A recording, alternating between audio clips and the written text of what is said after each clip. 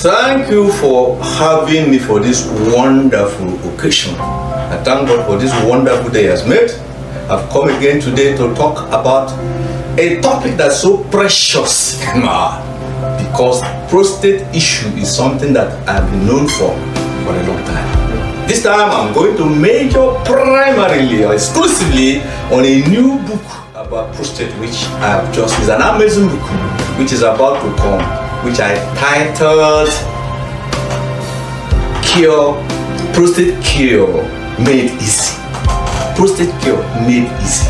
That is what you have here. Is the title of that book, Prostate Cure Made Easy.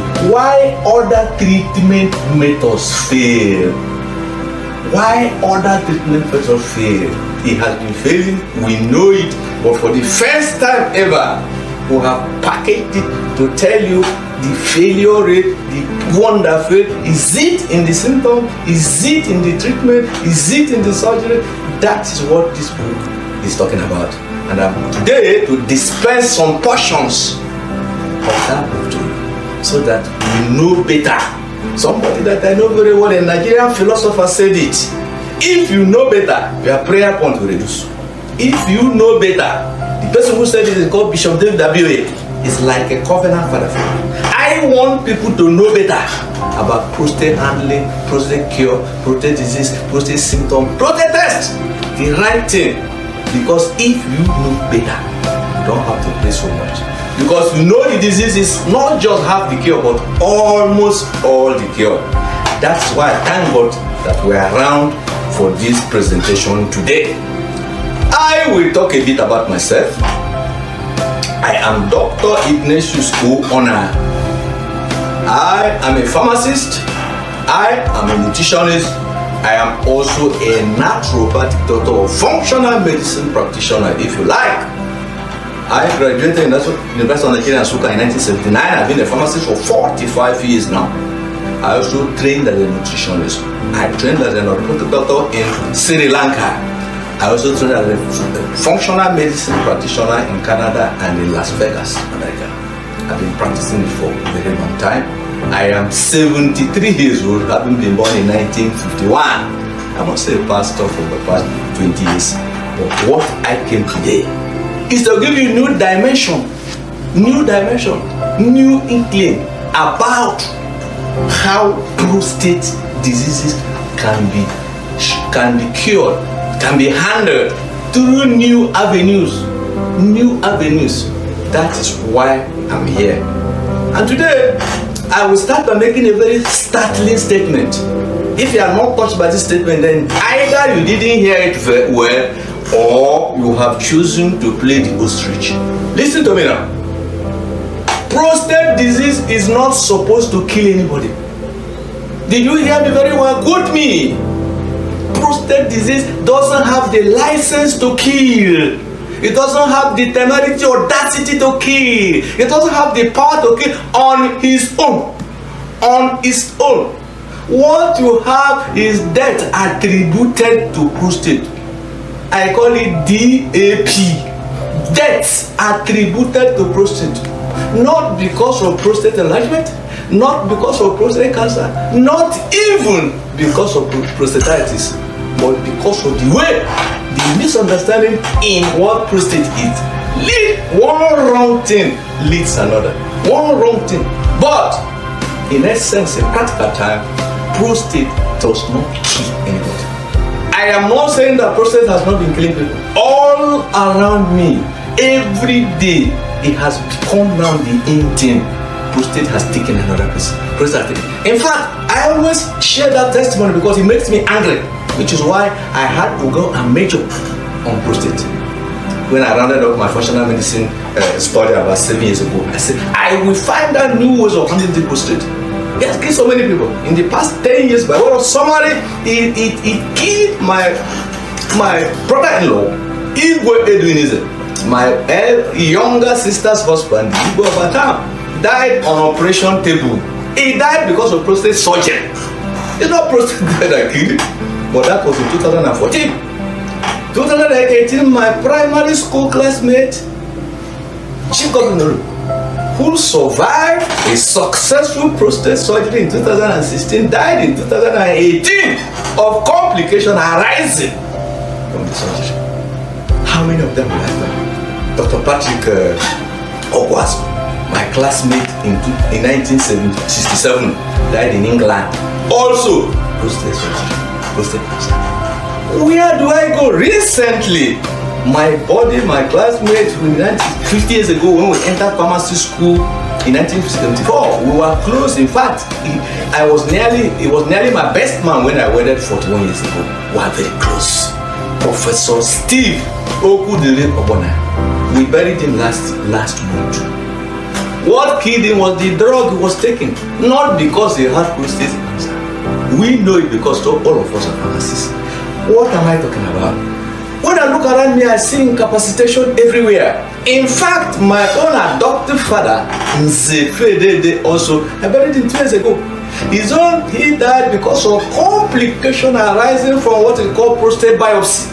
Some injury that gashed out of his body started reacting and going to the extent that he was not able to heal. We saw a lot of maggots in his body, killed by while prostate was managed, not because of prostate cancer. I also have recently my spiritual father, Pastor Simeon Namon, from my village.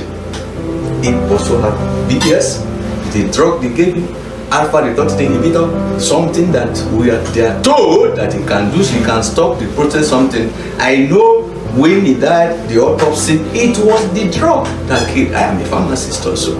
So what I'm talking about, but why I am here is to point out that the diseases of prostate, which the main one is prostate enlargement, which is benign prostate hyperplasia. That is enlargement. It doesn't kill anybody as such. Another one is prostatitis, inflammation of the prostate, which is bacterial or microbial infection of the prostate. That one also is the standard children that looks like gonorrhea. You bring up pus and then you treat with antibiotics, you go. Even prostate cancer, as dreadful as it is to many people these days, the cancer, yes, I would look at me very well now. I would admit, all over the world, especially people who have statistics, like in United States of America, they say it and we agree. For about a decade now, prostate cancer is the disease that up to 5% of elderly people suffer prostate cancer. In fact, it's the most prevalent cancer in America, the most common cancer in America. But prostate cancer does not kill like that. It's a very friendly cancer that stays with somebody's body for a long time. And even if it kills it, you have to be up to 75 or so. Before most people die with their prostate cancer, not killed by it. You die with it. So we're saying that then, if it is not the disease that is killing people, if it is not the disorder, what is the thing that is killing people? That is why I pointed out this thing. To make the cure easy, we have to know why other treatment methods failed. Why did they fail? So today we are going to start this series by telling you this is the reason why they failed. As I can show you in this one here now. Why they failed is because wrong prostate disease definition. Exaggerated prostate symptom, bloated. Too many things for saying it's prostate. It's not prostate that is causing it. Then wrong prostate tests. Wrong. I'll tell you why it is wrong. Then what other things? They cause great harm. They cause embarrassment. See again, the problem that lead to death is wrong prostate drug and wrong unneeded prostate surgery. They also cause great harm and they even cause death. So that is why in this program we are going to start from the fundamental, which is actually the first 2 or 3 chapters of this my great book, talking about how do you define prostate. You have to know it. How do you define it? The definition is wrong. what are the real symptoms and the ones somebody is putting? What are the real tests that work? What are the genuine ones? What are the scientifically validated ones? What are the ones that make sense? We now finish with that and talk about the drug. The last phase should naturally be what is causing it. Because most of the things we are telling people is causing it is not. Or you say you don't know the cause, we know the cause now. We can undress it and remove the chaff from the wheat. Tell you this symptom is not caused by prostate. We didn't say it's not a symptom. This one, and this is how we do it. It is all that third leg that this one comes in. The real causes for prostate symptoms and how to cure prostate disorders permanently. But we are not apologizing to anybody. It is something that has been validated.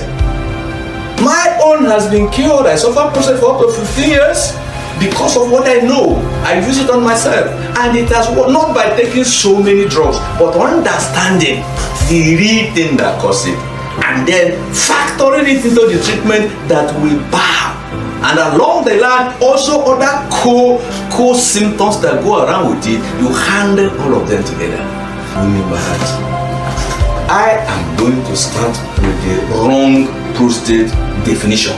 By wrong prostate definition, I mean that even what we call prostate disease is not the issue. I have seen so many people jump out of their skin when you tell them prostate, or they report it to us, I have prostate.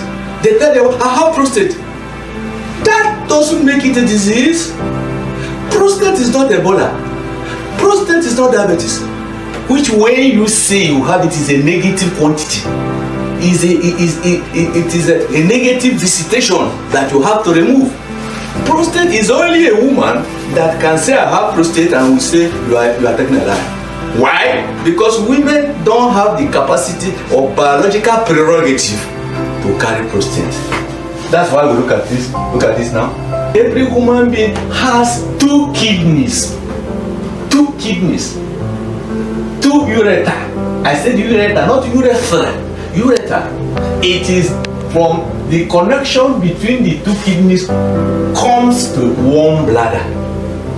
The two kidneys bring down their product to one bladder. So there's only one bladder, but there are two kidneys and two urethra. So when it reaches this stage, what you have here, every human being has it. Man or woman, they have it. So it is from here down that you can now talk of prostate. So that when a man says I have prostate, you have not told us anything. Every man has a prostate. Prostate is not a negative quantity. Prostate is not a disease. But when you have enlargement of this thing, don't be deceived by the drawing. It circulates. It's like a ring around the neck of the bladder before it enters here. So when this thing gets bloated, enlarged, it is called prostate enlargement.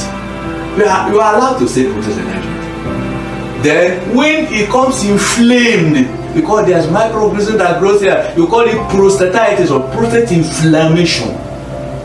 Then when cancer grows here, then you now call it prostate cancer. So we want to do this because many people are dying when they just say I have prostate. It's not the issue. You have prostate disease, you have prostate disorder because of these three situations, namely prostate enlargement, which is benign prostate hyperplasia, or prostatitis, or prostate cancer. So now that we have done justice to the definition, it's time to go to the second leg, which is exaggerated prostate symptom. Exaggerated prostate symptom. What do we mean